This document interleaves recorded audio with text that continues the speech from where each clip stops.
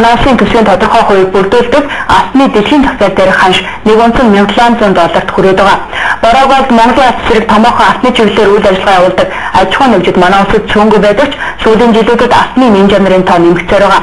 Өнөөдрийн байдлаар манай улсад албан бус тоогоор 100,000 гаруй гарааргаар алт олборлогчид байдаг ч тэдний олборлсон чэнжүүдийн гараар хямд орж хэний ч мэдэгдэхгүй алдранд орсоор байгаад албаныхан хэлж байна. Манай орны хувьд 1990 оны дундаас гарааргаар алт олборлолт эрчим жижиг хэлсэн. Одоогоор 20 аймагт гарааргаар ашигтмалбал олборлогчид олборлолт явуулж байгаа гэсэн судалгаа юм байна. 2010 оноос хойш гарааргаар алт олборлогчдын талаар нэгдсэн статистик мэдээлэл гарч байгаагүй байна.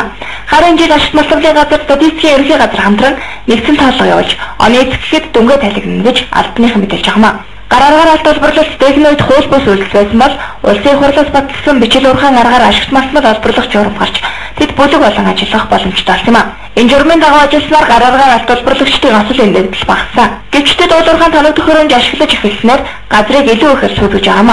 Тэдний энэ үйлдэл хяналт тавьж байгаа хүн одоо хүртэл байхгүй байна. Газар нутгаас тэмдэглэн байж олсон алтанд мөнгөний шунал болсон чэнжүүдийн гарт хямдмээр орж цаашлаад хууль бусаар хилд авч байгааг тэд мэдэх боловч Монгол банкын судалдахад эдийн засгийн болоод эргэцийн орчин гүйцэд бүрддэг байгаа юм.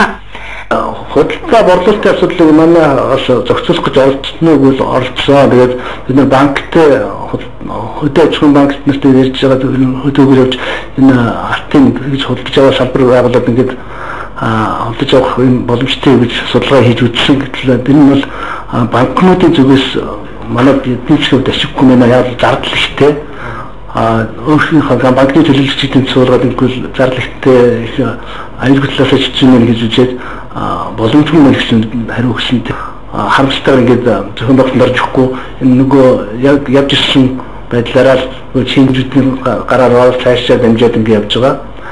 Энийг бол гэхдээ уус хяналтанд оруулах гэж хүсэл байх юм бол боломжтой гэсэн. Манайх банк одоо хүчний байгууллагчны хуулийн байгууллагууд энэ тал дээр ямар сүлжээгээр энэ борлогдоод яваад байгаа гэдэг одоо хүртэл одоо судалж тогтоож чадаагүй л эсвэл тогтоочод ил гарахгүй байна уу хүсэлгүй байна гэдэг нь бас өөрөөсөө ойлгохгүй байгаа. Тэгэхээр хяналтанд авах бол болмоор санагдаад байгаа. Яг гарч байгаа бид чинжүүч ч бол баг хэмжээгээр худалдаж авч байгаа. Тэр нь тэднээс худалдаж газар дээр худалдаж авсууд арай олон цуглуулаад хэмжээтэй бол цаашдаа нэг арай том албан бус тоогоор манай улсад гарааргаар алт олборлогчид жилдээ 5-7 тонн алт олборлдог байна. Багаар бодоход 16 жил алт олборлсон гэж үзэхэд энэ дунджаар 96 тонн алт далд эдийн засагт уртун хэний ч мэдгүй тэр ханахгүй нүхэнд орсон байна.